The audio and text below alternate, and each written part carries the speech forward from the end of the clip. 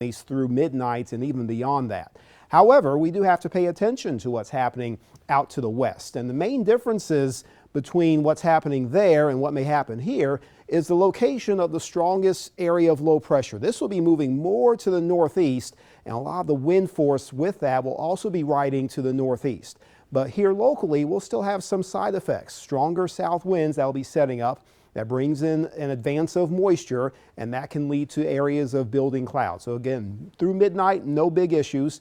Midnight to about 6 a.m., we'll notice the increase in clouds and a little stronger southerly wind. We can even have a couple little patches of rain starting to form by about 7 or 8 o'clock in the tri-state. Not out of the question.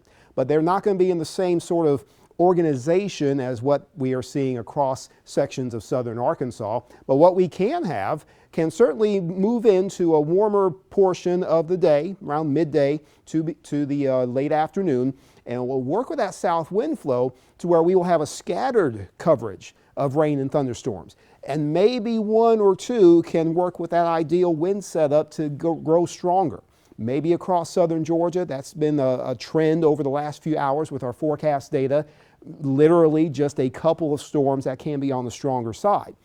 Don't really suspect that this is going to be something that's widespread, but it's something you should know about during the course of your day, because those winds after sunrise, they'll increase to about 10 to 15 miles per hour in most cases. Gusts can be a little bit higher, and just that stronger wind flow can kind of interact with each individual storm and kind of build it up in some cases. So that's why there is an isolated chance around the state line region for a thunderstorm or two that can be rather gusty.